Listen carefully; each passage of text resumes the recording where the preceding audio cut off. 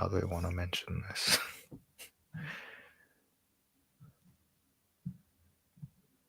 All right.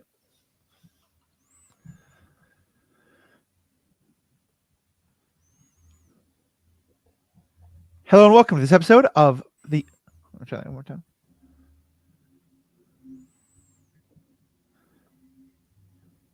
Hello and welcome to this episode of Superhero Ethics. Today we're talking about an anime that I actually suggested to Riki because I fell in love with it. I have a lot of questions about it, and I'm really excited for us to talk about it. Full Metal Alchemist. And what we're talking about today is Full Metal Alchemist Brotherhood. And as always, we're going to talk about the specific show itself, but also about some of the questions it raises, because it was a very interesting example of some of the questions that we've already kind of like touched on before, or ones that we've wanted to talk about. It's one of those that really kind of covers a whole bunch of things, and everything from the effect that warfare and desires for vengeance and revenge can have on people, to what does it mean to be motivated by guilt and the problems that can take us to, into questions about the nature of reality, and also quite a lot about disability in ways that really spoke to me. So, Riki, let me just say welcome and hello, and glad you're here. Yeah, what a world we are in where you are recommending an anime to me. Right. I mean, I was aware of its existence, but I just never picked it up, and you strongly recommended it, and no doubt it was an excellent anime all around. So thank you. Awesome. And let me just kind of lay it out a little bit, because we're not going to give you a plot summary. It is 64 episodes that, according to Amazon at least, is one season. But it has some fairly distinct plot arcs, as well as it changes the opening song a couple of times, which makes me kind of think like it originally may have had seasons. And that's a topic we'll get to in a second. But the reasons I kind of suggested it were, well, first of all, because, and we won't go too much into this because you've heard some of this before, but I just want to highlight it. This is one of the best depictions of amputation and disability and dealing with prosthetics that I've ever seen. In this world, it's a magical world in which there's this kind of magic, but it is described as alchemy. And the question of to what extent it is a science and understood as a science, and how that can or cannot be a problem is a big plot point. But one of the parts of that is a thing called automail. And automail basically is a technology that has some alchemy involved in it that allows you for very perfectly fitting prosthetics that don't have a lot of the hangups that we have in the normal world in terms of like fit or stuff like that. And they can often be pretty much instantaneously ready to go. Normally, having science or magic erase issues of disability would really bother me. But this one I really loved, because it's still held to the idea of that there are problems, that it is still it raises the question of like, to what extent does this mobility aid or prosthetic or whatever become a part of you or not? Something that a lot of disabled people have disagreements on, and is often a very big question for them emotionally, and how they understand these parts of their body. There are moments where the prosthetics can break, and the problems that can cause, and how both physically but also emotionally distressing that can be when something that you've come to rely upon and not want to have to think about becomes inoperative, either because it's been broken by someone else, because there's a lot of combat in this show, or just through wear and tear or something like that. So that was something else I really cared about. And it just, but also just the extent of the questions of like, so who am I without it? And what does this mean for how I understand myself? And the degrees of sacrifices that people can make, of like, how much can I push myself when this prosthetic doesn't fit, or things like that. Kind of curious, Enrique, how you saw it, because for me, it was really refreshing to have something that was, yes, technology is going to offer a whole different kind of prosthetic, but it's still going to be relatable to the prosthetics experience. Yeah, do we want to give like an overview of the world here Yeah, first? we can go ahead and do that. So, well, and also the product itself. So, Full Metal Alchemist, I got it pulled up here, was originally a manga, of course, like most anime start off as manga, is comic books, published in 2001 through 2010 in Japan by Square Enix, the game company, in the the monthly Shonen Gangan, and it was written by Hiromu Arakawa, and we'll definitely talk about them a little bit more later. The anime came out, looks like 2003 to 2004, Full Metal Alchemist. And what we watched and are going to be talking about is Full Metal Alchemist Brotherhood, which is a completely different anime that came out in 2009, 2010. So you Right. can tell from the timing, 2003, the original anime came out and they kind of Game of Thrones did, Mm-hmm. where the anime broke off and told a completely different story because the manga was not finished publishing yet. They had like the beginning of it, and then they didn't want to wait for it to catch up, so they wrote their own story. So the original is quite different. I haven't watched it, but I kind of like looked over a summary, and it Mm-hmm. does break off. Brotherhood, which we were talking about, is pretty much a direct adaptation of the manga, of Right. the comic. And then, so in this world, the alchemist, like alchemy is real, like it's a magic system Mm-hmm. in this world, and they use the symbols, the alchemy circles, to basically change one element into another, Right. and then to manipulate it, kind of like telekinesis to use it in fights. Right. The overall like tech of the world, it's been described as steampunk. It's very like early 20th century. Mm-hmm. They have guns, some early machine guns. They have tanks. So there's like this mix of conventional combat and magic combat in the world. And then, as you said, like the prosthetics too have like a steampunk aesthetic, Mm-hmm. but then seem to in some cases use the alchemy magic as well, Right. which is not fully clear, but they have like a range of motion that is more ordinary, right? Yeah, they're Especially definitely. for something that's like early 20th century.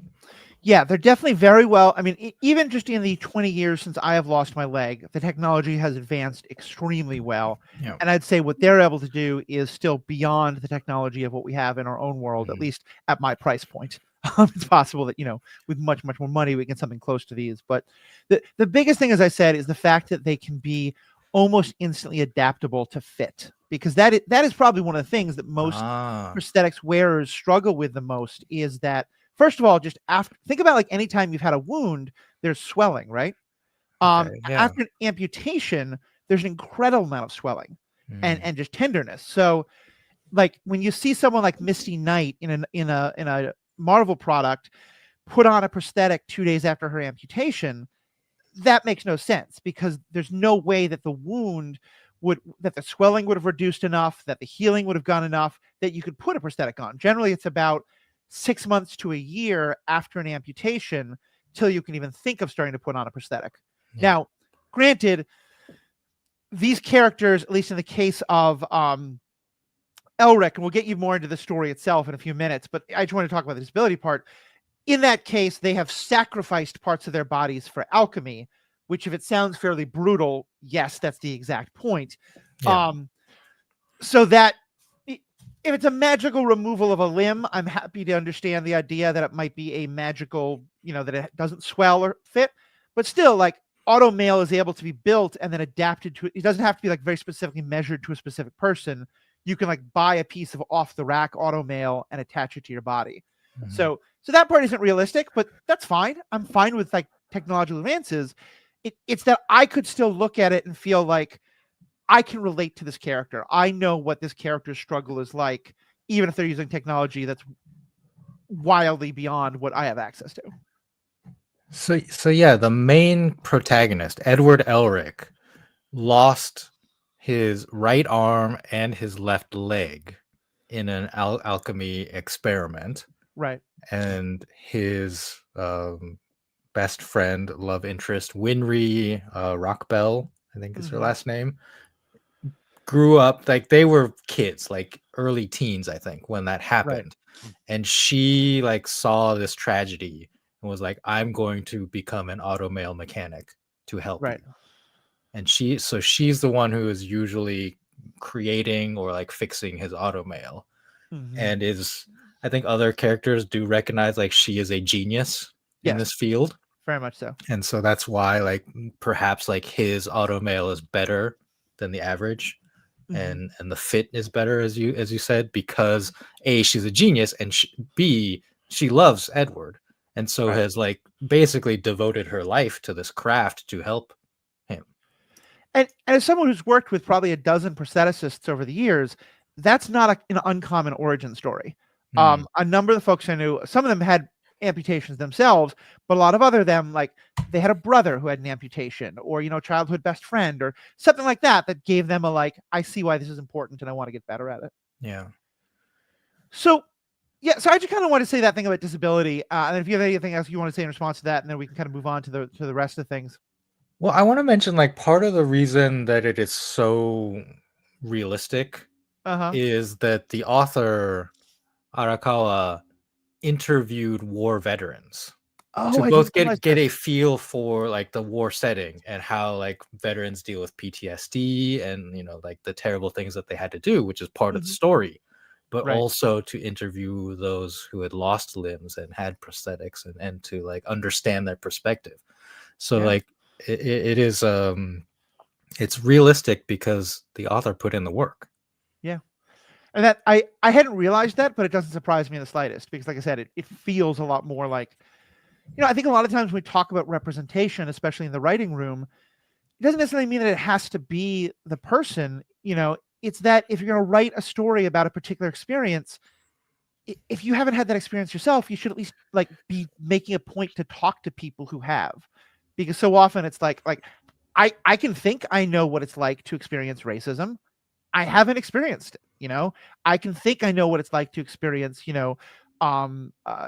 like that. But it if I'm just writing out of my own guesses, that's very different than really taking time to listen, to understand other people's experiences before trying to put that down in writing. Hmm. So let me take a quick moment. Let me do better start with that. So quick interruption before we keep going further. This is probably going to be our last podcast of the year. Actually, no, let me start that again.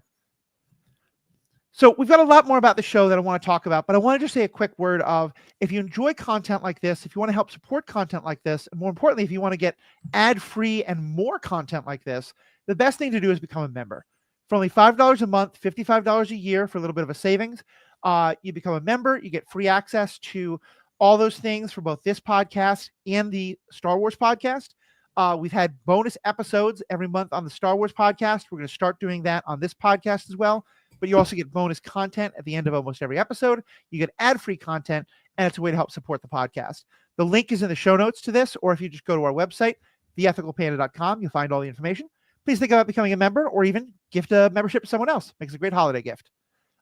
With that, so let's get back to this show. So that disability piece is a big part of why I liked it. But I also really loved it just because of, as you said, it really addresses the effects of war. The story is all happening, and we'll give you a story summary in a few minutes, but the story is all happening in a world that is a few years after another major war, what they refer to as the Ishvalan Civil War, which turned into a massacre, and a lot of the people who are on the hero side, the protagonist side, participated in some pretty horrible war crimes and are dealing with a lot of guilt, or perhaps not dealing with enough guilt, or so that was an element I really loved. And I also just loved the idea of the way the story takes this idea of alchemy and really makes it into a metaphor of all the, because it's all about change. It's all about like, what can you sacrifice in order to change? And that becomes a whole metaphor of like, to what extent is it ever acceptable to what sacrifices can you or should you make for others? What sacrifices can you expect them to make for you?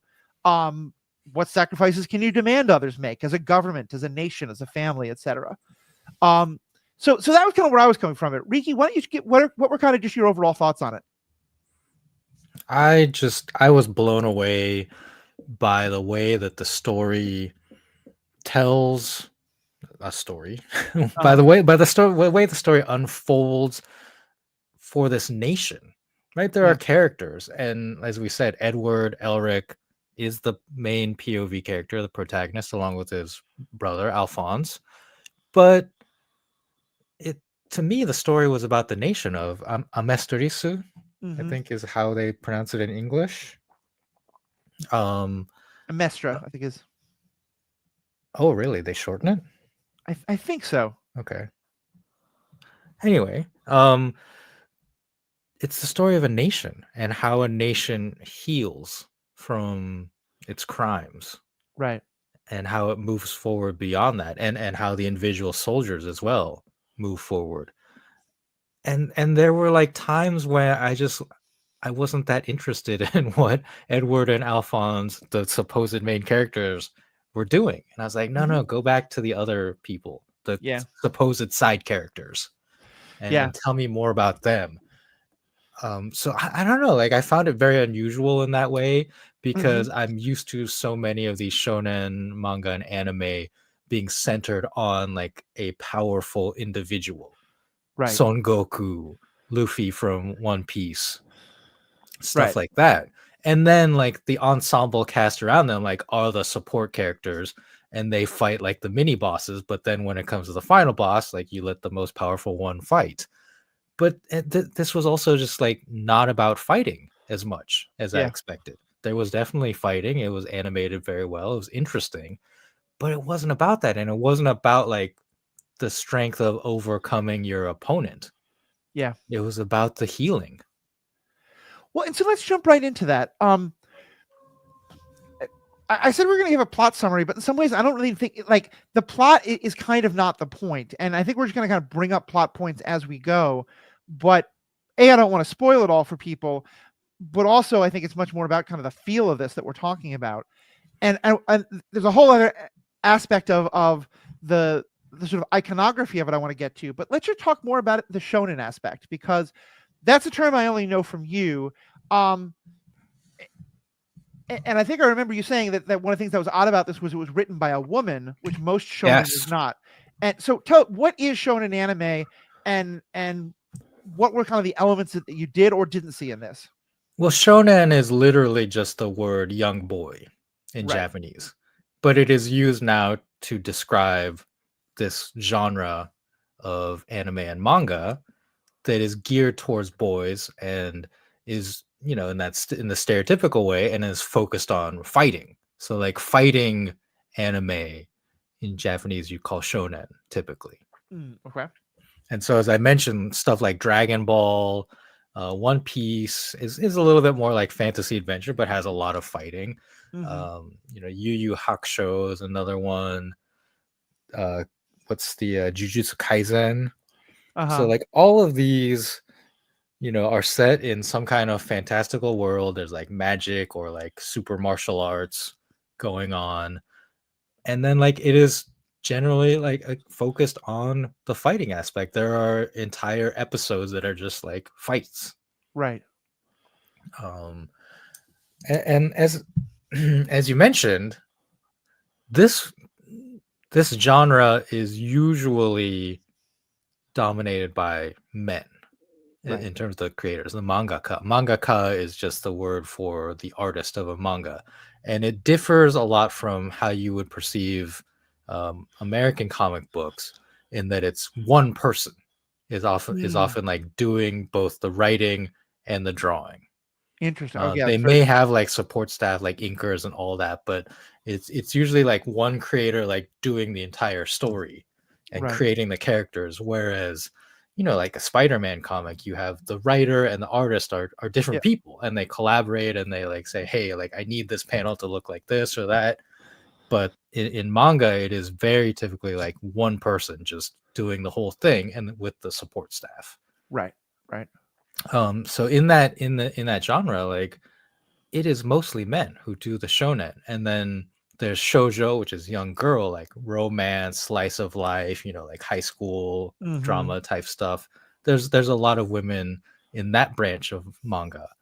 So this one, Full Metal Alchemist, was written by Hiromu Arakawa, and Hiromu is typically a man's name, and it turns out that it was a pen name for a woman, Oh, interesting. Hiromi Arakawa, which is just like the name Hiromu with the character beautiful added Right. to the end. I mean, It's like that's her name. taking Brenda and turning it to Brendan.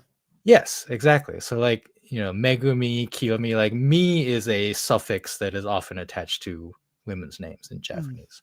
So she took her name and then like basically turned it into a male name. Right. Manga usually have like this is by the author on the back cover, and they'll have a picture. For this one, it was she drew a cow as her like author's picture Okay. to conceal her identity because of the just say the sexism of the industry, right? Both Right. of the people involved in the industry, but also the fans of like she wasn't sure if boys would accept a woman drawing this Right. shonen. And this is 2001 to 2010. But I think like that's still a problem. That's still an issue in the industry and the Oh yeah. fandom. Hopefully, like creators like her are pushing the boundaries and helping to change that, because it's like, oh yeah, because she did came out later. And it's Yeah. like, yes, my real name is Hiromi. Like, once you reveal that, it's like, oh, okay, like I still love this, right? Like that's Right. that's what you hope, is that people get over it and just like, oh, I don't care that it's written by a woman. Yeah. It's still like one of the best things I've ever read or watched. And just to be clear, that's not something that's unique to Japan by any means. It's something that Yeah. I think Jane Austen certainly had her stuff published under a man's name, or one of the writers at that time, but also much more recently. This is a creator I will almost never mention, but in this case, it is accurate. J.K. Rowling, whatever we think of her pretty horrific transphobic views and stuff like that, she uses those initials because initially, the story goes, and again, I question the veracity, but certainly it's a believable story because this happens in that industry a lot, is that to get herself basically posting kind of like English version of shonen, a story about young boys, fairy tale young boys in the Hogwarts land, she had to do it under JK, which wasn't necessarily immediately identifiable as a female name. Right. I mean, in television writing, one of the most famous Star Trek writers from the original series, DC Fontana, was a woman, and Oh she yeah, and wrote DC under sounds her like more like a man initials. name. Yeah, yeah, and it's interesting how much I found that to be. So like, there's a lot of that style that is not for me, and we talked about somewhat with One Piece, and I remember marrying my partner being kind of surprised that I liked this as much as I did, because there were some parts I really didn't like, because like, I think I've talked about this with you before. There's a style in a lot of animation, not just anime, but especially in anime, where they kind of do very over exaggerated physical animation to show people having strong effects, and so like they would show like one of the stories is that Elric, as you said, and Winry are basically teenagers who are just at that age where they're just hitting puberty, so they kind of like, it's kind of like, he thinks girls are icky, but he also has a crush on her and he doesn't know how to figure that out. And so like when one of them is embarrassed by the other, the whole screen will change color, and his face, like they'll often draw him in a very different, clearly metaphorical, not a physical representation way, and stuff like that. And like he's kind of short, and he gets very upset about being called short. And there's just a lot of that like super over the top teenage boys, teenage girls reacting to each other. Oh my God, I can't believe this is happening, in a way that would normally drive me crazy and make me want to turn it off. And I didn't love it here, but I definitely didn't mind it. It did, as you were, did make me a lot more interested in some of the adult stories. But I felt like so much of the story is about Elric and Alphonse having to become adults far before their time. And, Edward. Edward, sorry. Elric is his last name. Their mother dies, their father disappears. They have to, they are horrifically affected by war. I don't want to go into more details than that, but they're deeply traumatized. And so while it's not my favorite style to show it, there was something, I think we talked about this in Neon Jazz Evangelion as well. There's something powerful for me about showing that he is still a 13-year-old, a 14-year-old boy who does still have the reactions of someone at that age, because it was such a contrast to, this kid who's dealing with matters far beyond what a teenager should have to think about.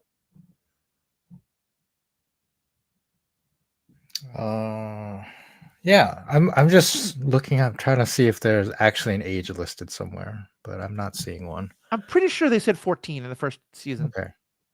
Yeah. episodes. I mean the romance element is very light because this is a trope I would say in a lot of anime is the Mhm. osanajimi. Mm. That's the word that basically translates to like best friend, Uh-huh. or like often in slice of life it's like a neighbor. So it's like the girl next door is how I would Right. translate it. Although like boy girl like whichever, right? Osanajimi is gender neutral. And so like they grew up together. They are osanajimi, or they call each other that. And it's a very tropey plot point that characters like that, don't realize that they are in love, or that they love each other. And that's part of the progression. And I think Right. part of it is to prevent the story from becoming like overly sexual because they are Mm. young kids, right? So like Right. at best they'll kiss or something Right. like that, or almost kiss, perhaps. But then they're held back by this osanajimi, like because you've grown up with them. It's like, no, but I can't feel that way about them, right? Right. Type of thing. So that's how like this deals with the will they, won't they, Right. in this genre, which I like better than when it's adults, like Mhm. X Files, Mulder and Scully. Just Oh. kiss. Yeah, You love each other. Come on. I think it's right because it doesn't feel like a will they won't they. It's that for most of it, it feels like she is Yes, comfortable showing affection to him, and he's deeply embarrassed about that. And like it is very it, much like a they. We know they love each other, but they're too young to understand or to express that fully. exactly, yeah, exactly. And that kind of like, but you know what I mean, like the over exaggerated physical expressions, or like the he turns into a completely different picture when he's upset about the fact that he's short, and the people are pointing that out. Yeah, Is that fairly common to shonen specifically, or to like anime in general? Um, that's anime. Like yeah, because you can utilize the fact that they're not real to right, change them, to right. change them physically into other things. So like angry face, like his you called me short angry face is like very typical Mm, anime thing. got it. And yeah, I don't know. I guess I'm used to it. Yeah, no, no. Again, it's one of those like I'm not saying it's bad. It's just not for me, you know. But that's that. I'm curious to see what role it plays. So, what are other ways in which you felt like this differed necessarily from the classic shonen? Well, are we gonna get into these characters then? Because Yeah, we can start doing that. for me, like Roy Mustang is the Hmm. most important character in Yeah. this whole thing. And So, again, like he is not the POV character. He is, by all definitions, a side character. But I right. say like he's the most important because he represents this idea of what the nation of Amaterasu has done, the Hmm. war crimes. Like he participated in the war crimes, regrets his actions, and is now working within the system to understand like why that happened, why those orders were given, and then to change the system. Right. And they do that in a really interesting way. So here I will give more of the plot. As I said, the nation has just gone through this horrible civil war, and one of the elements, and this alone could be a whole second episode about super about this show on superhero ethics. So we might do at a later point. This science of alchemy is completely controlled by the military, and there's a couple of people who comment on that, like that this should be about a science of creation and beauty, but instead is all it makes us all soldiers. And but there is a very established military, and there's a military leadership, and I'm not even going to get to the title given to the head of the military leadership, because that's another story point we're going to talk on in a few minutes. Um, but it drives home that this is a very militarized, militaristic society, and into that is introduced this idea of the homunculi, and these homunculi are artificially created humans that each represent one of the Western Christian kind of ideas of the seven deadly sins, or the seven vices, as opposed to virtues. And a lot of this comes from, I think some of it originally comes from Aristotle, pre-Christian, but then a lot of it is much more Augustine and Thomas Aquinas and stuff like that. But it's pride, lust, envy, gluttony, greed, sloth, and Wrath. And each of those is represented by a different character. And that part of the idea is that Wrath has actually been a big part of what is motivating the military, and that the Wrath has infected a lot of the very highest leadership of the military, and that was a lot of what drove the war, and that it was actually one of these homunculi who started the Civil War, and had helped start some of the worst atrocities of it. And so Elric and Alphonse are agents of the military. As alchemists, they have to be. And then there's a lot of stuff happening within the military of at different levels. And Roy Mustang, the character that Riki is talking about, is part of the military who for a lot of it really is trying to like launch a coup against the leadership of the military and of the nation. So just want to kind of give that context and background, and then Riki, take it away. Yeah, I mean, Mustang is just the coolest. Like, I'll say Yeah. that. He's the type of character that I always love. Like the cool, doesn't really say too much, and like has like the awesome ability. He's the fire alchemist. So what he does is he will snap and then like create fire with that, and launch it as a fireball, and that's just like a cool aesthetic. Yeah. It's like he snaps and like creates fire. So I love that. And his he also has like kind of a love interest. Like he's more of an adult, like 20s or something, right? Yeah. And so like he's fully an adult, but he's like too professional because his love interest is his one of his subordinates in the military, and they clearly cannot be, together within the main storyline. But it's just, and he's got the friendship with Maze Hughes. Yep. Which is just wholesome. Like I love him. And so Mustang, yeah, I don't know. His deal is that he feels guilt. He understands the guilt of the nation, and he wants to recreate the nation in a better way. Right. And part of his journey is that he can't kill. I mean, he does kill like throughout the story. But like kind of towards the end, there's a whole thing about like he confronts one of the homunculus. Homunculi? Homunculus is singular, yeah. So he confronts one of the homunculi and is prepared to kill him because he is the Kataki. He's responsible for the death of his friend. Right. And so he's like, I'm gonna get my revenge and kill you. And the other character is like, no, you can't do that. You shouldn't do that, because that's not what we are fighting for. We are fighting for the future of this nation, to get over the guilt of this great tragedy. And so like by you personally killing, like you are betraying the ideals of what you were trying to achieve for this nation. Yeah. And to me, like that was the heart of the story. I think so, especially because for me, it is a perfect. So Roy Mustang serves very like he's the really cool guy, and part of why we know he's a really cool guy is because we see this through the eyes of the teenager who's like, "Oh my God, you're so cool! I want to be like you."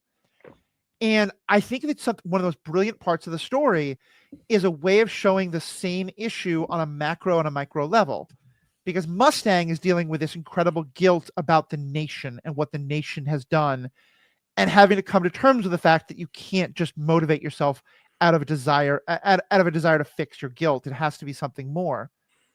Edward, in this sort of initial alchemical thing that destroyed parts of his body, part of what he did was actually fully destroy Alphonse's body, his brother. And so Alphonse's soul is throughout alchemy bound to this suit of armor. And Edward feels incredible guilt about what he did to his brother, about his failures with his family, about what he did to himself. And so I don't know if you saw this, but for me, I very much saw his story and Mustang's as parallel. That for Edward, it was this personal guilt. For Mustang, it was this kind of his own personal guilt, but on a more like macro national scale. But they're very much having the same story, and they're very much informing each other. Yeah. And I think Mustang has personal guilt as well, because yeah. I don't know how much they showed, but undoubtedly like he participated in what they call the Ishvalan Civil War. For sure. In, I in mean, English, his scope is bigger, but yeah, he has the same personal guilt that Edward has. yeah. I can't remember now what term they used in Japanese, but I found it weird that the subtitles called it a civil war. And this is something where is probably the weakest aspect of the story is that it doesn't really explain like what how this nation works. Yeah. Because there are also like other nations bordering them. So I always got the feel that Ishbal was maybe like a separate nation initially and was conquered. And so they call it a civil war. Okay, in Japanese, I think they use the word hanran in Japanese, which is maybe more like revolution. Yeah, they definitely use civil war, and revolution I felt like might have made more sense, but it feels a lot like, yeah, like that this is kind of like when, like Chechnya was trying to break away from Russia or something like that, Yeah. where it's because they very much make a point that the Ishvalans have a fairly distinct culture and identity and They're understanding of things that is quite separate from the rest of this nation. they're different people. Yeah. Like it's a fictional world, but we would say that they're a different race. Yeah, I think so. Yeah, it feels more like this is an empire, of multiple different nations in Yeah. that regard. So let's talk about the people who are at the head of this, which is one of the other big questions I want to ask you, because so we started out watching this with subtitles, but with the original voice actors in Japanese. And from the first episode, the word that was used to describe Bradley, that's his last name, who's the head of the military and that's also the head of the government, was Führer. That's that's the English translation in the subtitles. Now, that is a word, I think, for most Westerners that has a very, very specific, like it is technically the German word for leader. Like that is literally all it means. But for most people now, including I think many Germans, it brings up, Hitler, it brings up like Nazis and all of that kind of thing. And later on, we wound up switching to the English version, which I think is pretty decent. It's not as good as some of the other ones I've done. I'm sure the Japanese one is better, but just ADHD, it was much easier for me to understand that way. But I kind of wondered, like, is Führer a weird just translation? No, they were using the English word Führer as well, which got us thinking about like Edward Elric and like a lot of these other names. And then you're looking at the military of it. Not only is it looks like kind of like 1930s, 1920s, it looks very much like 1930s pre-World War II Nazi-controlled Germany. And a lot of the military ranks allude to that. A lot of the ways that characters interact, the way that the fashion choices, their uniforms look very sort of like pre-World War II Germanic. A lot of the characters look very Nordic or very Germanic. And it was really interesting to me that this was all being presented as like, what is the visual cue we're going to use to tell you that this is a militarized, fascist, problematic society? We're going to do that by making it all German. And that's it. This is the like biggest example I've seen of it. But I know, have mentioned that before as a theme that comes up in anime some. And we'd love to hear you kind of talk about like the theme in general, but also what you thought of it in this. So that was how you initially got me to watch this, right? Like you Right. mentioned the Führer. And I was confused when I started watching because his name is King Bradley. I think his first name is just King. But when I started watching, they just like call him Führer King Bradley. And I was like, is that his name? Is that part of his title? Oh, because in the English, his title is Führer King. Are you sure? How would you make that distinction? I think because the use of the comma that came up in subtitles, but now I'm curious. Okay. I'm the way they refer, like it's very confusing, but I think his name is King Bradley and his title is Führer. It could be right. But anyway, so yes, I watched it in Japanese. Let me just ask you. So, the site I'm looking for says that the transliteration of his Japanese name is Kingu. Is that the Japanese word for king? Well, no, like the Japanese word for king is O. Okay, so maybe it is just like a bad translation of they took the word Kingu and made it into king. So No, no, so sorry. What I mean is like the Japanese word Like if you translated king is O-sama. Right. King Gu is just how a Japanese person would pronounce the English word king. Oh, okay. Got it. Got it. So Okay. it's a transliteration, I think is Yeah. how what it is. But it's All right. like same with Bradley. Like in Japanese, I would pronounce it Buradori. Okay. And Actually, that's the just more the I way look the at this, language I works. think you are correct. King is his first name. Yeah. So which is like a just very confusing. Yep. Um, but in Japanese, to get back to your original point, his title is Daisoto. And Dai just means big. So Mm. it's like big or great Soto. And I looked up this word to try to figure out like what the equivalent is. Historically, the only nation that Japan describes as being led by a Daisoto Mm-hmm. was the Republic of China in the period of 1913 to 1927. So this is like post uh post British colonization, pre-Japanese colonization. Okay. They were led by Daisotos. And in Mm. English, the title of that leader is usually seems to be translated as president. I don't know, what they call it in Chinese. Hitler, Adolf Hitler, the Führer that we are talking about, is usually his title in Japanese is translated as just Soto. So like the Mm. base. Right. And that word itself is interesting. It definitely has more like authoritarian connotations Mm-hmm. than something like president, which would be pronounced as daitorio. So they're like similar. They use similar characters in different orders and like other like switch them out. But definitely like he's not. It's weird to me that Daisoto. The only time I could find it was historically used was for the Republic of China, which is translated as president. I don't know. I'm not an expert on Chinese history, so I don't know how authoritarian Right. um, those governments were, and it could just be a racism thing, where Yeah. Japan is like those bad Chinese. They had a Daisoto. That's why we had to take over them. Well, Um, and I will say, just to give more context, because this is something I did a deep dive on. In Germany, the word Führer, yes, it does technically just mean leader, uh, but it was not really used in a political context much until the Nazis began using it. I think other people have done this to some extent.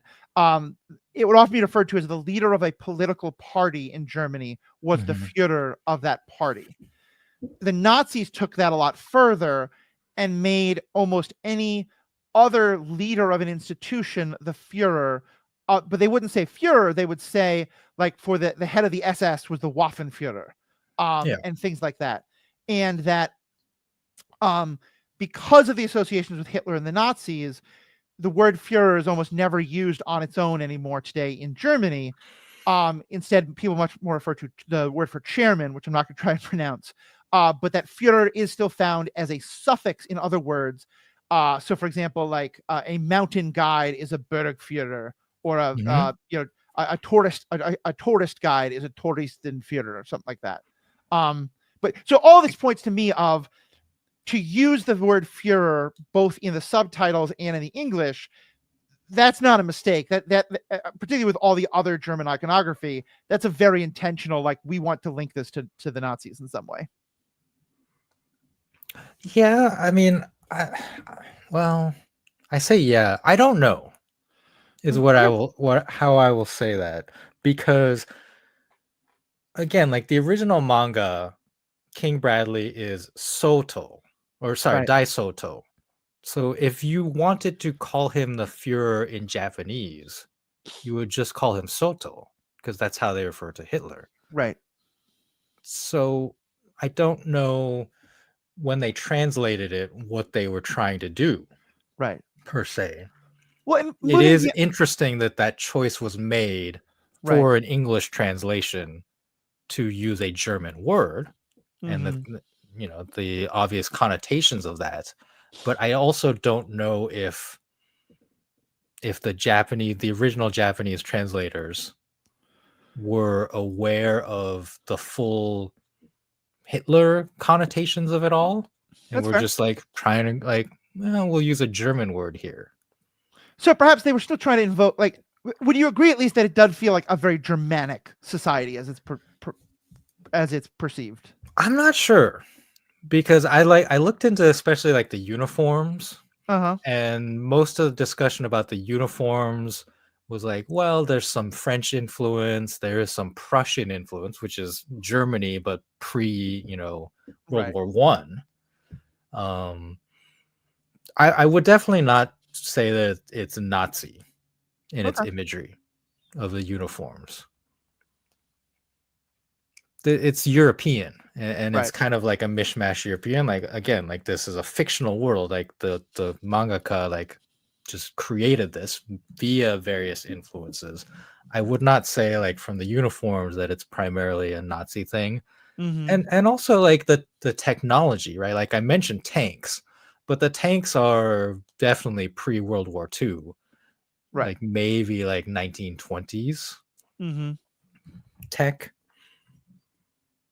Okay. So I'm like other than Führer, I really don't get like strong Nazi vibes out of this. Mm. Especially like compared to, we talked previously about Gundam, Mm-hmm. which literally uses the Sieg, Yeah.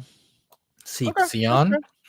Well, Um so I think there's Attack on I think it's a good conversation we can have at some point about German influences anime, but maybe this is just not the right one to have it on.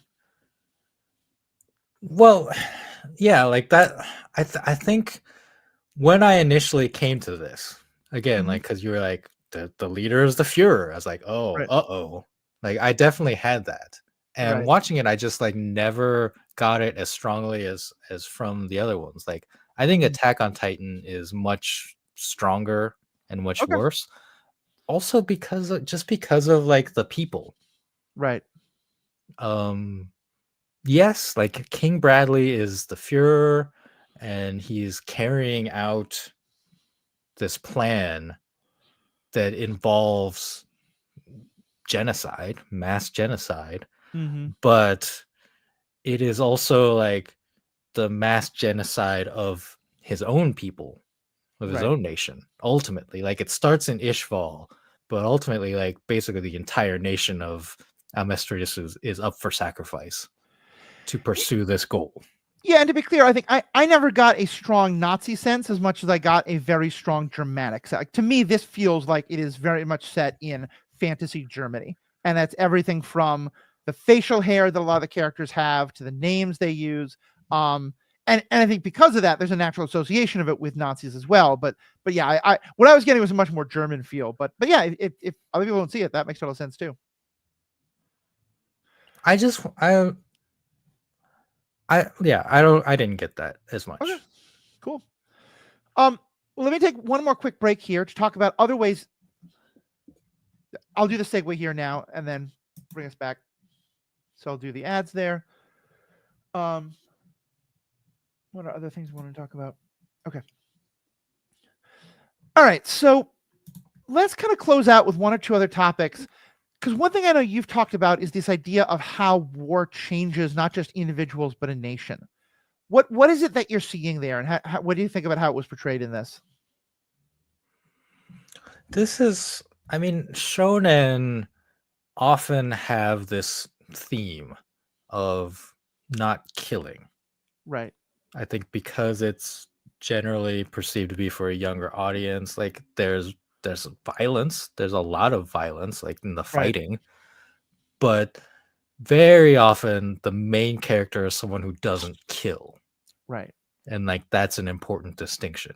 It's like I'm not going to kill you. And this leads to the funny like Dragon Ball thing where Goku keeps not killing opponents, and then they have to team up with them later to fight a stronger opponent, which has Mm-hmm. become a kind of a trope in the entire genre. But I think it's based on the fact that the character won't kill, and that's Right. very important to these characters, and that's important here. Edward in his fighting won't kill, but also once he finds out that the philosopher's stone, Kenja no Ishi in Japanese, is that which he is pursuing this whole time, like that's his story. He's looking for the philosopher's stone because he believes it has the power to boost his alchemy to fix the mistake he made with Right. Alphonse.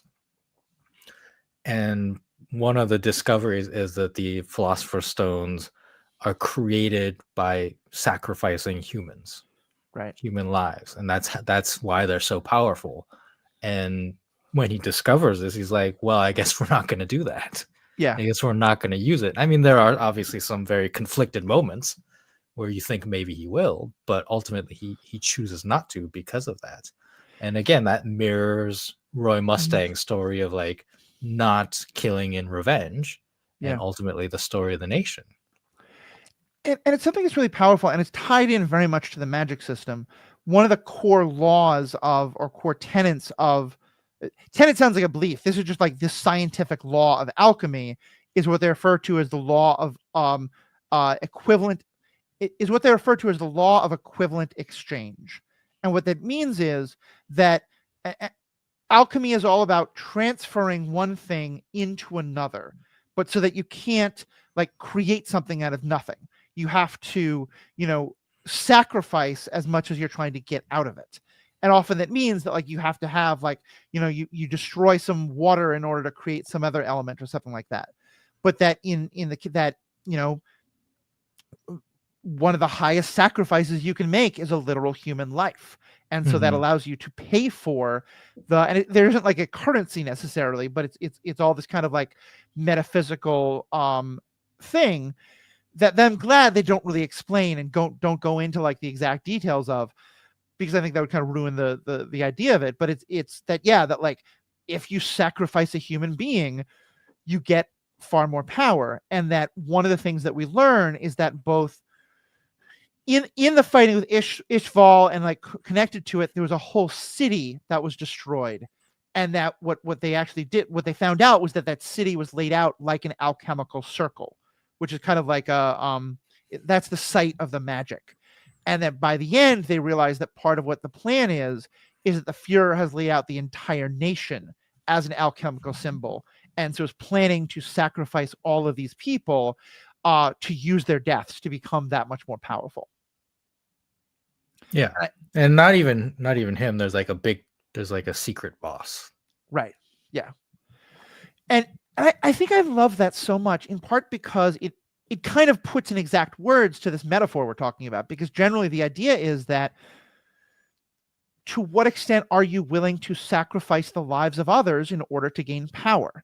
And that can mean directly, like, are you willing to like kill your boss so you can take your boss? Are you willing to like kill your romantic rival so you can like have the person you're trying to be romantic with, problematic as that is? I mean, all these are probably problematic, but like, it can also be like, to what extent are you willing to do business in a way that is going to cause harm to other people? And what sacrifices are you making of the people you're not seeing? Are you passing laws that are sacrificing one group in favor of another? And this makes that quite literal, of like that you are literally having to sacrifice human lives in order to achieve power. And I think that's something I really love in these kind of stories, is when they take something that's metaphorically kind of very, very vague and ephemeral in our own lives and makes it much more concrete in order to make us think about that as part of the story.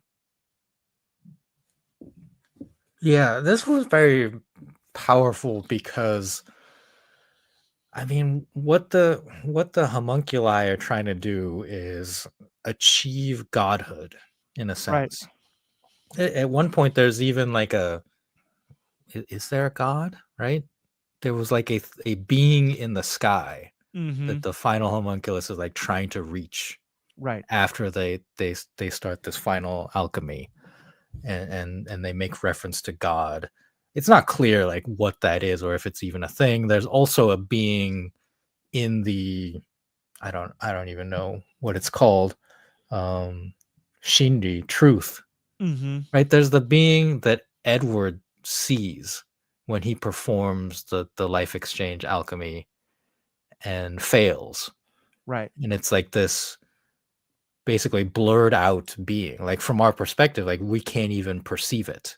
Right. Like its existence is kind of blurry. Like it's got a vague humanoid outline, but we never actually see what the being is. And it's called Shinji, truth, and Mm-hmm. it oversees Shinji no Tobira, gate of truth, door of truth, Mm-hmm. which Edward has to pass through to reintegrate his brother's body and soul together. Right. And it's very, very mystical and confusing. And I don't think it's fully explained, which is fine. I think it's Mm-hmm. better that way because it's mysterious to the characters. Like they're like, what the heck is this thing? We don't understand it. Well, and especially because, and I think this could be a whole other episode on its own, but I think one of the themes of all of this is and I want to be very careful as I say this, because we live in a world that has a very strong anti-intellectual, anti-science, faith over science bias. And I don't think that is a good thing in any way, shape, or form.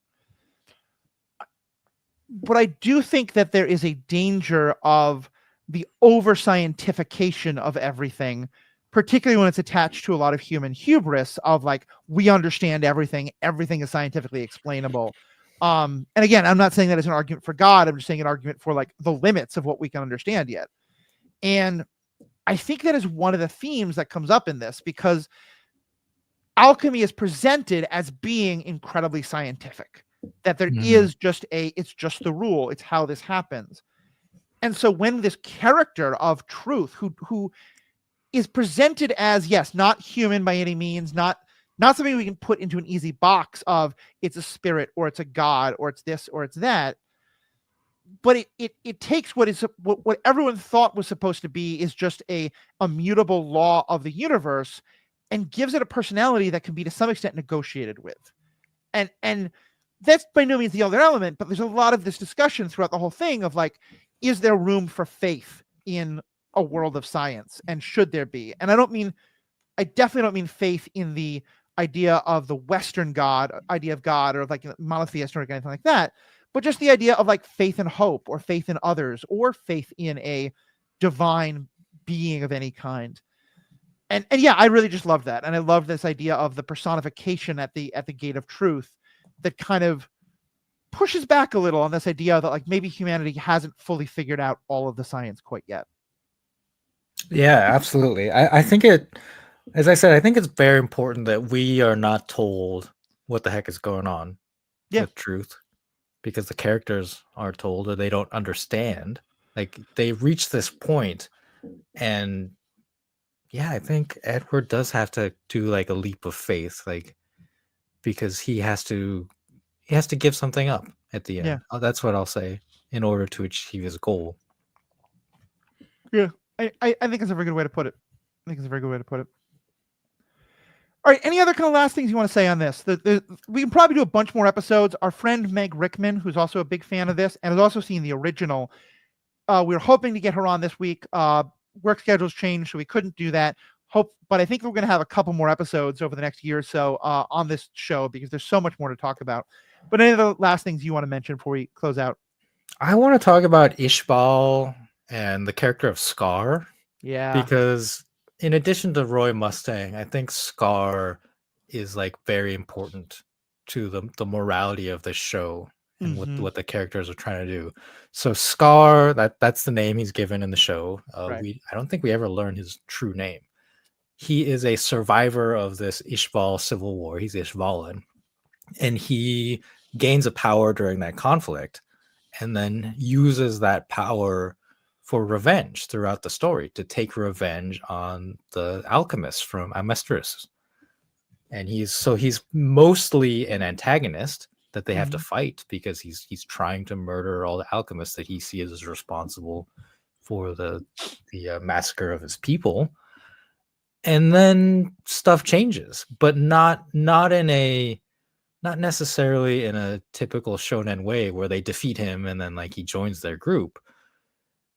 He joins them because he comes to see like what they are trying to do. Right. And they show compassion to him as well for what they did to him and to his people. And they come to an understanding, yes, that there's a greater evil that they have to fight. But it isn't just because like the greater evil is more powerful. is because both sides come to realize that the wrongs that they have done, Right. and that they need to defeat the evil in the right way to achieve their mutual goals. And there's a very like touching scene where Scar is confronted by Winry, Mm-hmm. the auto male mechanic that we talked about. Her parents were literally murdered by Scar. Her parents were doctors in Ishval who were just trying to treat people who were hurt in the conflict. And Scar wakes up on a hospital bed and sees them and just sees the enemy because they're racially his Right. enemy in this conflict, and he murders them. And there's a moment where Winry has the opportunity to kill him, or at least shoot Scar, and she doesn't. And it starts to lead to this transformation in Scar. And like, so that's what I mean is like both Roy Mustang and Scar like start in very dark places. Yeah. And I think Scar, like Mustang, he's presented more of as an antagonist. Like, we see him kill people. We're not supposed to be rooting for him, but he's pretty damn badass as well. Like, he's called Scar because he's got the scar on his forehead, and he's very good at fighting, and he's very sort of like efficient at it, and very like kind of cool about it. And I think it's kind of like I use Killmonger from Black Panther as the example I go to all the time. He shouldn't be the only one. I think Magneto, like he's a villain who has, where I think a lot of us are like, we totally understand your anger, we totally sympathize. You got horrifically treated, your family was killed. We don't think this is the way you should be acting out of your anger, but we also get it. Which is kind of like it's not an anti-hero, because it's still not a hero, but it's a thing that we actually have a lot of sympathy for in a lot of ways. And that's a topic we're going to do a whole episode on early next. This is going to come out in January, so you'll probably hear it pretty soon, but it's a topic we're going to be doing because I think it's a very common trope in fiction now. And it's very easy for it to be overdone. And I just think Scar was the perfect character because he isn't presented as just a mindless fanatic. He's not presented like there's a whole scene of him going through, like, he gets very badly hurt in a fight, and he gets kind of taken in this Ishvalan refugee camp. And I think we have a lot of sympathy for him as he's having, even then, some of his assumptions changed and finding that not all Ishvalans have this like blood oath desire to destroy all the people who destroyed their country. And yeah, I just thought his story was really powerful and really appreciated the way it was told, especially as you said, because it's not an outlier. It's one more part of the picture of all of these people who were broken by war. Yeah, I mean he's driven purely by revenge, right? Right. Like he doesn't have any ulterior goal of changing the nation or anything like that. I mean, Yeah. the nation will have to change if he succeeds in killing all of their top leaders, which is what he's trying to do. But he comes to understand the goals of Mustang and the others and supports them. Like I think that's the most important thing is like he wants to destroy a Disu, and then he comes to see that maybe the nation can be changed. And we talked about faith earlier. Like I think he puts his faith in them in their plan and says, I'm willing to help you to try to change this nation from what it was, and I'm willing to put down my blade of revenge. He doesn't have a blade, but my mission of revenge in order to help you, because if you can redeem this nation, maybe that will also lead to some peace for Ishval. And it does. Like that's one of I thought that was one of the most important scenes at the end, which I'll just say, like Roy Mustang like promises that he will help Ishval. Yeah. And that is like such an underrated thing in stuff like this, I feel like.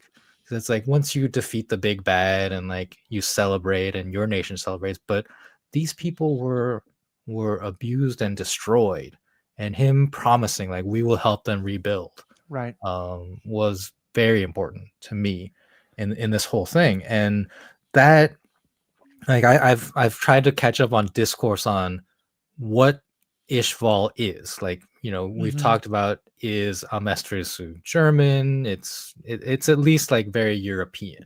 Right. Well, what is Ishval to you, Matthew? Like, what do you think it represents? Um, it came off to me as fairly Arabic, as fairly like the people wrap themselves, and I think it's supposed to be like a much more of like a warmer climate and a lot more kind of desert type areas, but the people wrap themselves in white. It doesn't quite look like Saudi turbans or something like that, but it felt evocative to me of that, and he's a little bit more like darker skinned, but in more of the like an Arab direction than in a black direction.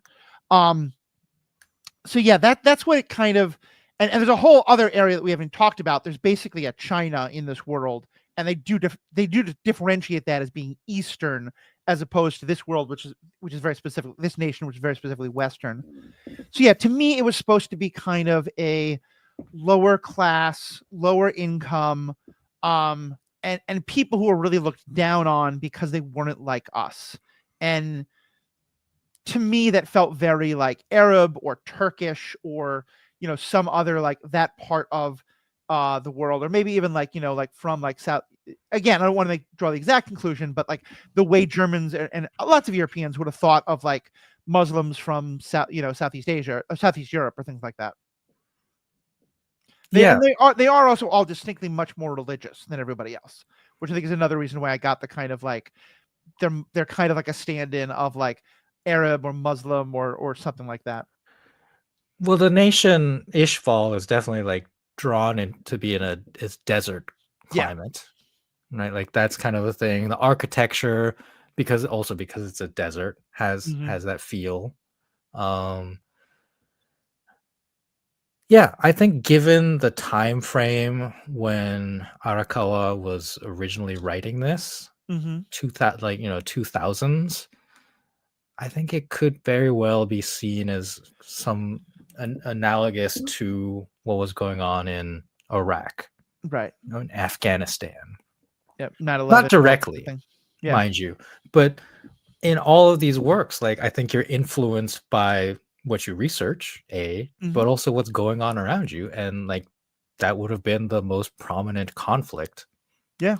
military conflict going on in the world at that time. And even though she's Japanese, like she read the news, she saw what was happening, and Right. would have been influenced by that. She has also mentioned the Ainu people Mm-hmm. as being an influence in all this. Ainu is native people from the island of Hokkaido, which is the northernmost island in Japan, and they Okay. also live in parts of what is Russia up there in the north. And she herself has said she has some Ainu heritage. I don't know anything else beyond that, but basically, like Ainu were the native of this island, and there are various terms that could be used. The strongest of which would be genocide, but I feel like it's more of like erasure, cultural Mm-hmm. erasure by the primarily Japanese Yamato people historically, and so this stronger nation or stronger culture, like erasing what they view as a lesser culture. I Mm-hmm. think Yeah. influences of her experiences of Ainu heritage and what happened in the Middle East, Yeah. I think is probably what was going on with this story.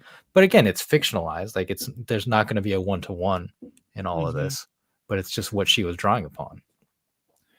Yeah. No, I think it makes a lot of sense, and especially the immediately after 9/11. Granted, I'm talking about 9/11 experience in the United States. I imagine, of course, it's very different in other parts of the world, but like one of the most problematic, I think, narratives that often came out was, oh, they just hate us because of freedom. They hate us. And again, 9/11 was a horrific, horrible event. I was literally a mile away. I'm not justifying it in any way, shape, or form. But like, there are legitimate reasons why a lot of people in that part of the world who've been colonized for hundreds of years have grievances against, parts of the West and things like that. And I think what they did with that story of Scar, particularly because they made him not an other, because this to me was the kind of pulling it back to where we started with him. As you said, Roy and Edward both promised they're never going to cross this line, but they're not Batman about it, where they've come to peace with that. They're both seen constantly right on the edge of that line. And even Winry, as you said, it's not just that she has a chance. She is holding a gun, her fingers on the trigger, and she's just at that moment where she might do it. And a part of her clearly wants to do it. And what I'm building to with all that is it felt like they were really saying, like, Scar isn't like this because he's Ishvalan. Scar, it is very possible for any of our main character, any of the characters in this story, to become like Scar. And what we're seeing is Edward and Roy fighting so hard not to be that, because, like, it's not that Scar is more evil than them. It's that he didn't have a whatever it is that's helping Edward or Roy not cross that line, he didn't have. And I just really love that, because it really kind of it unotherizes him in that regard and says, like, no, what Scar's going through, any of these people could go through. And it speaks to what we in the real world should aspire to break these cycles of violence. Right. You know, like, stuff keeps happening because someone is upset, often rightfully so, about things that happened in the past to your people, your nation, and so you lash out and you cause harm. And that harm is someone is going to survive that and be angry at you and your people. And in the future, they're, you know, if they go down this path, they're going to lash out. And then that's like these cycles of violence continue. And I'm not trying to have any judgment on any of these people involved. But what a story like this is saying is someone has to make the choice to stop the cycle of violence. And it doesn't mean like it's all going to stop all at once. But the more people who choose to make that choice, the better chance we have at a lasting peace. Yeah. And it's up to each individual. And like Winry makes that decision. And it's such a beautiful moment because it also opens up a door in Scar's heart. And he is able to make that decision in the future. And it has that effect. And I think it's because, and this one of the things I don't want to do that yet because we decided to do it, but, you know, there's a number of these core issues that I keep going back to because I think they're very true and they're very, very much a part of who we are as humans. And then I think part of why I love Star Wars so much is I think Star Wars illustrated this so well. But it's the idea of that when you hate someone else, you stop seeing their humanity. You don't see them as people. You see them as the enemy. You see them as the oppressor. You see them as the fear that you have. And there's a lot of reasons for that. It's very, like, I'm not trying to just moralize and be like, oh, you have to love your enemies and love the people who are kicking you in the head every day. That's not what I'm saying at all. But I think that the danger of that is that even when you hate people for the most justifiable of reasons, it can take you to a point not only where you hate them and stop seeing them as human, which is bad enough, but you stop seeing people who look like them as human. And that's, I think, what Scar did with Winry's parents. And that you're right, that he is able to see in Winry what he couldn't see in their parents, in her parents. And I think that's just such a beautiful thing. Yeah, I like that. So that's a good place to close. Thank you all so much. As we said before, if you want to hear even more, become a member. Today, our membership content is going to be Red One and the assumptions that Christmas movies make about all boys and girls throughout the world and how we feel about that. Spoiler warning, I'm not a big fan. That'll be our bonus content today. We do bonus content like this pretty much every episode. If you want to check it out, become a member. $5 a month, $55 a year. Of course, also, we love your feedback. What do you think? What do you think about Full Metal Alchemist? Are you a fan? Are you not a fan? Let us know let us know. All the ways to contact us are in the show notes. Email, Twitter, Instagram, anything like that. Let us know what you feel. We want to hear from you. So on behalf of myself and Riki, thank you all so much for being a part of this. We have spoken. I'm not short.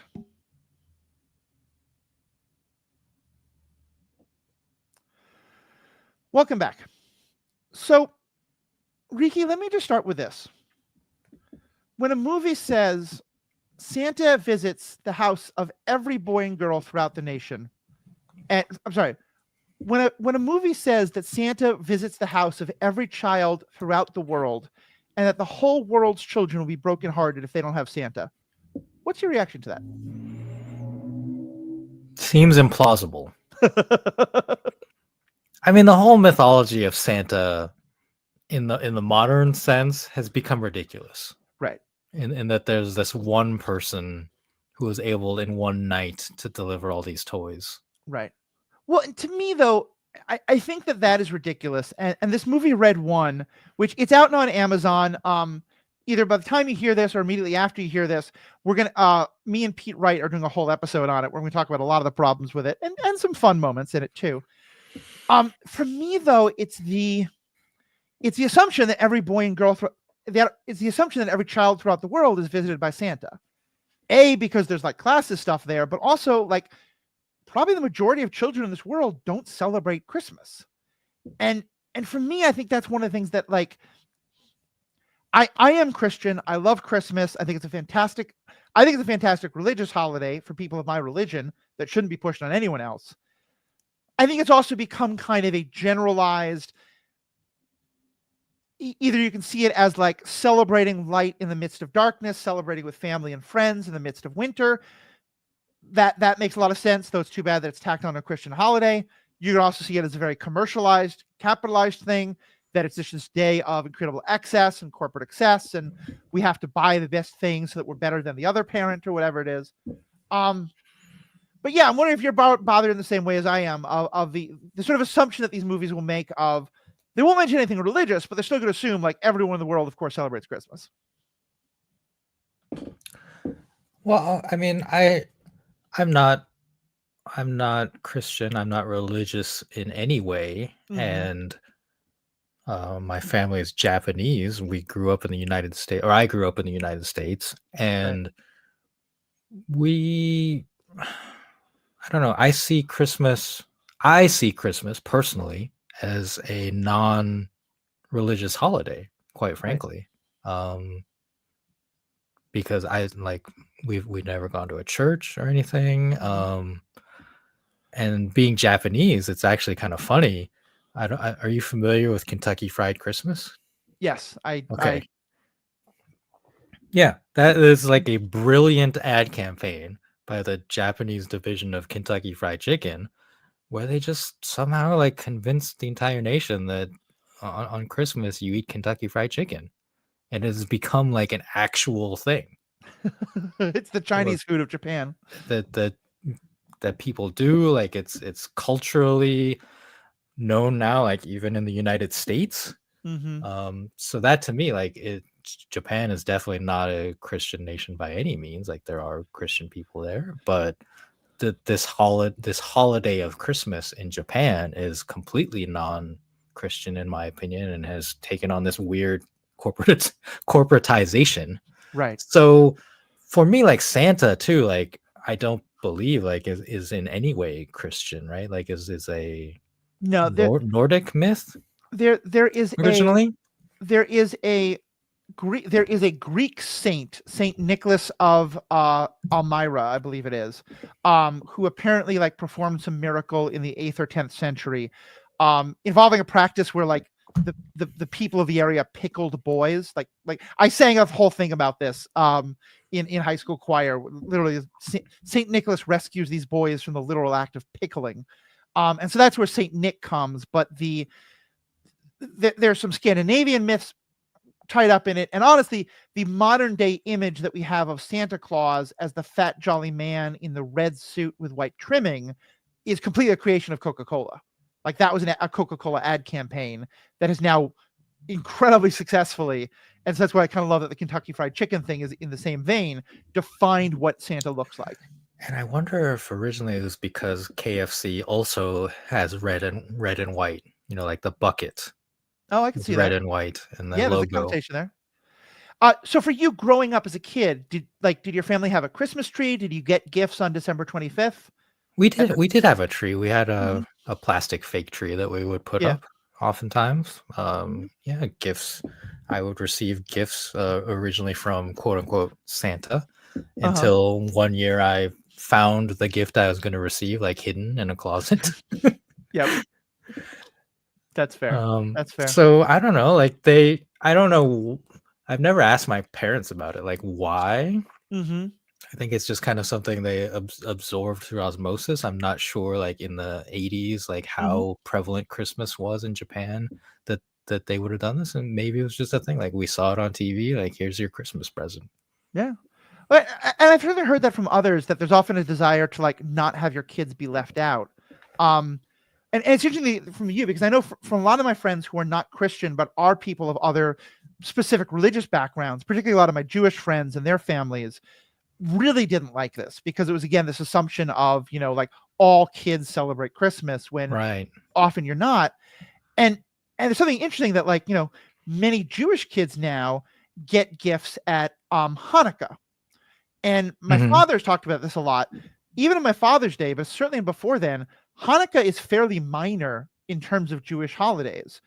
It's not at all like as important as Rosh Hashanah or Yom Kippur or Pesach or things like, or even Sukkot or things like that. But that there was this perception of Jewish kids were going to school and hearing all their Christian friends talking all about the gifts they got and being very unhappy about it, or getting teased about it, or being like, Mom, why aren't we Christian? Because I would get more gifts, whatever it is. And so it became a big deal to give lots of gifts on Hanukkah as well. And yeah, that's a whole other bit of sociology and religious history and stuff that's worth unpacking. But I think I totally get what you're saying. And I in some ways, I feel like if it became completely separate from the religious holiday and we just said we're having Solstice Day, or that's a religious holiday as well, but like whatever it is, it was just, for me, the idea of that it is still so tied to Christmas and Santa Claus, and that every kid in the world is going to get that. That was bothering me. Yeah. Well, I mean, like, okay. So Christmas, the word, is obviously based on Christ, Right. but it has been. I don't know if I want to say fictionalized, but it's like retconned, right? It's literally been retconned to be Jesus Christ's birthday, Right. which is not historically accurate, is Yeah. my So understanding. of the two biggest religious holidays in Christianity, Christmas and Easter, we have historical stories about them. Well, let me re-say that. We have the sort of story from the Bible, the mythology from the Bible, that tells us about the birth of Christ and tells us about the death and resurrection of Christ. Mhm. There's nothing in those stories that tells us that they happened either at December, or in what is now generally either April or May. At later points in history, people realized that the celebration of Christmas, the rebirth of light in a time of darkness, made a lot of sense to do at the deepest part of winter. And so they kind of used it as a way to subsume the pagan holidays of the solstice and Saturnalia and things like that. Yeah. In the same way, there's no evidence that, I mean, we do know that there was a person named Jesus. We do know that there was a person named Jesus who was a rabbi. We do know that he was crucified. We have historical records about that. The resurrection, certainly, there's no historical record of whatsoever. I believe in it, but I believe in it very much as a myth.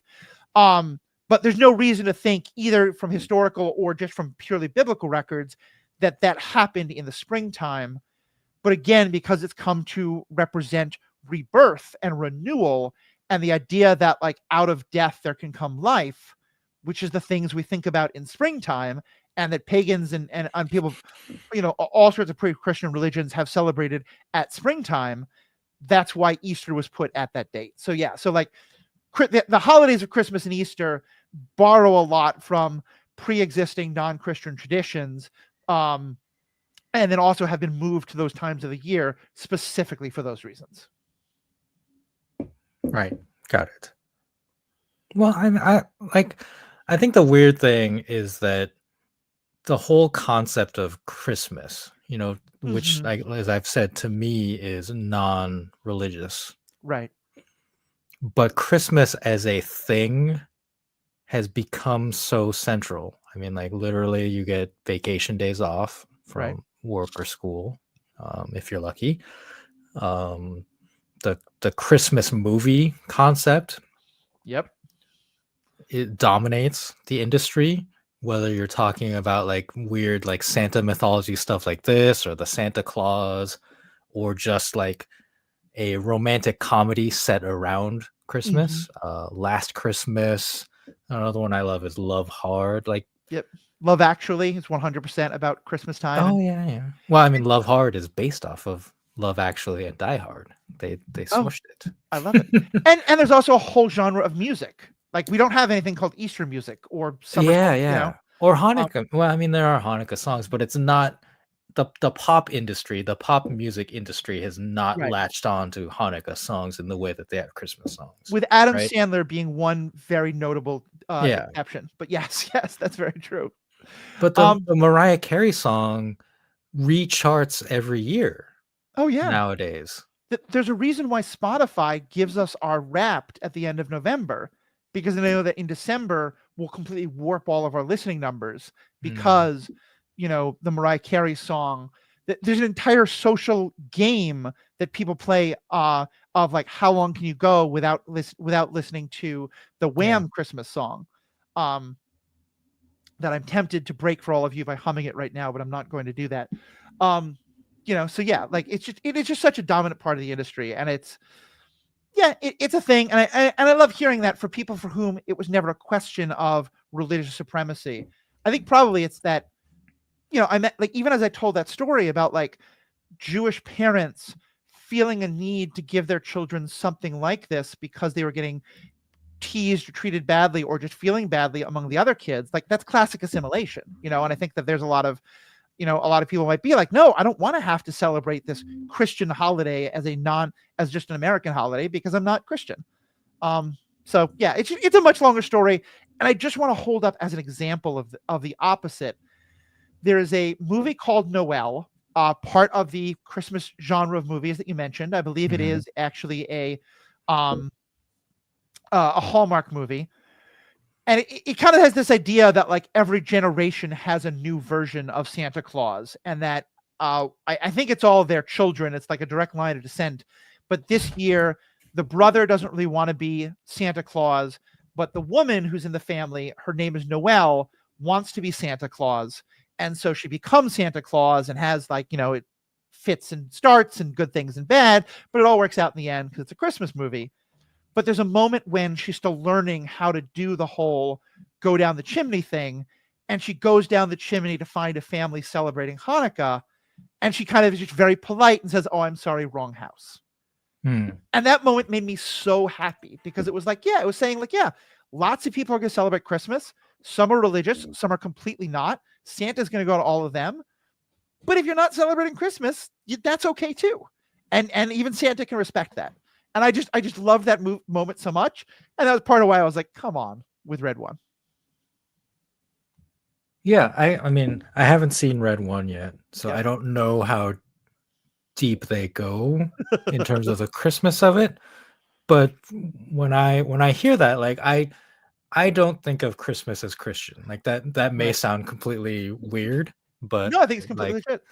and so I don't know like a movie like that, like how Christian supremacist it is in Right. terms of that imagery.